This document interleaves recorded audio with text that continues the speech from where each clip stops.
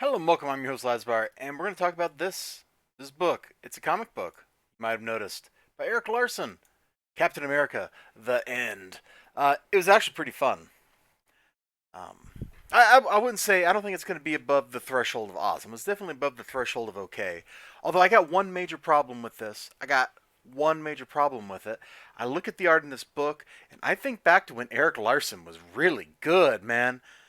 Back, when he was like drawing Spider-Man and stuff, early Savage Dragon, like that Eric Larson was dope. Like I'm pretty sure he's responsible for this crazy like cyborg Spider-Man thing. Let me click over to my other screen. Like I'm pretty sure he's responsible for that thing. Uh, I got a couple books with his art in it, and they're fine. And I got like an issue or two of Savage Dragon that I got. I did a review. Did I actually do the review? Yeah, I did a review of it at one point. It was like last year, maybe the year before that. I don't remember. And his art's changed, and this looks very much like the style that he draws in when he's drawing Savage Dragon. Things are exaggeratedly, heroically proportioned. If you've ever like played with miniatures or something, you'll find that a lot of miniatures, especially ones by Games Workshop, and the competitors, they go for heroic scale, which means the head is exaggeratedly large and the hands are a little too large, and you can definitely see the hands are a little too large. This is just this is terrible, and it's kind of funny because he goes from stuff that looks really cool and really good to stuff that looks abysmal. Like Cap over here looks great. I mean, it does kind of have like a I went noodling around with the Sharpie look to it, but he's proportioned well. That's also a good pose. That's one thing I got to give this dude in a lot of this stuff is he doesn't go for like boring poses. Anytime he's drawing something, anytime Cap is on panel, here we'll just show this whole thing, this sequence of him falling. Like it's not boring at all. Now the story is it's a the end story, and the best the end story is still the Thanos the end, which is the end of the whole Marvel universe. That's a fantastic book. I think I have that uh, collected over here somewhere. As I turn around and I look, let's see, Thanos, Infinity Revelation, Relativity. God up there listening. Well, I'm pretty sure I've got it. It's a fantastic book. It's one of the. It is the best. The end story. This is pretty fun because it's the way the end has to be for Captain America. So Captain America, created in the 40s. Let's go ahead and get the drama out of the way because this is wrong.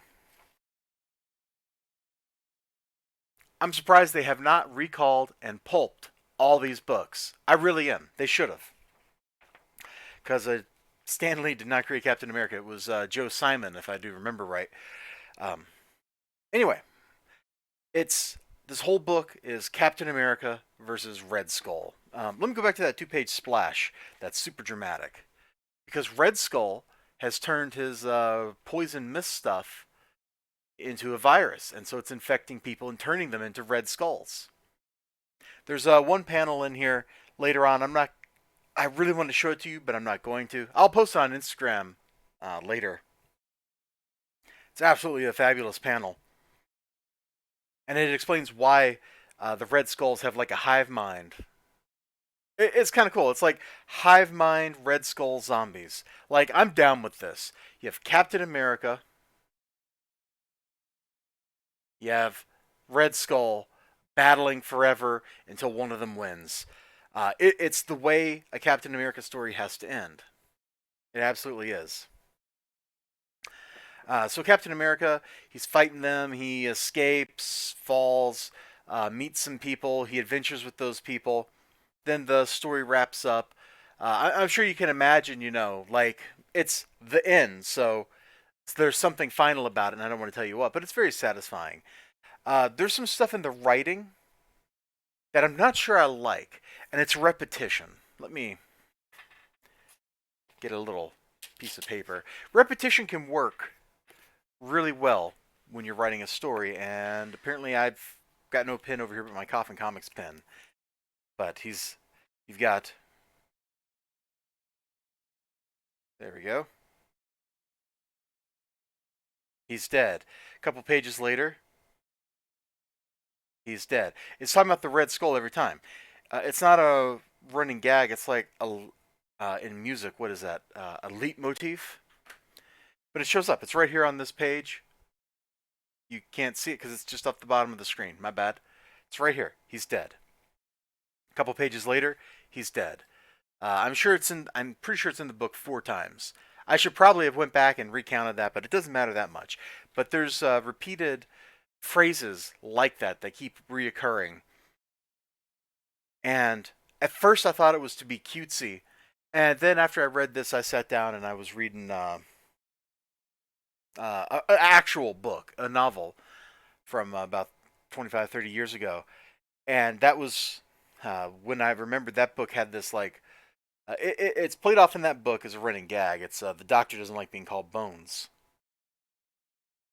but it's not just a running gag. It provides a comfortable anchor point to move us into like a new direction of the conversation. And I think that's kind of what the He's Dead is doing here. It's not meant to be funny like in that other book where it's played off humorously, but it provides us with an anchor point. It shows us Cap is, for most of the book, stuck in this cycle of violence with Red Skull, and it's only later in the book that he can break free of that. So character development in a one shot, that's the end of the character. Like that's kind of crazy. The dialogue is very much 1960s Marvel. Um, let's go back to the Captain America falling down. Nobody narrates their thoughts like this. I'm in free fall. Nothing to cling to. No way to stop. Wait, a wall. Need to push off it and there! I'm saved. But for how long? Like, nobody does that in real life. But in comic books, especially ones from Marvel, especially ones built upon the back of Jack Kirby and the crazy walls of text that he would just like cover half of his beautiful artwork with, people think like that.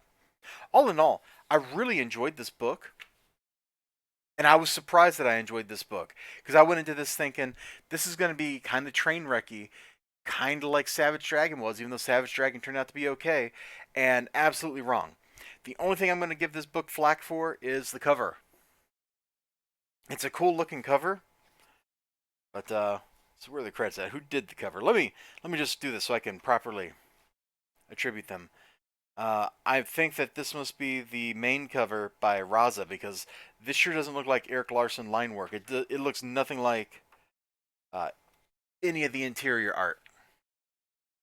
And I think maybe if you hadn't had a variant cover and you just went with Eric Larson on the cover, it would have been a more effective book.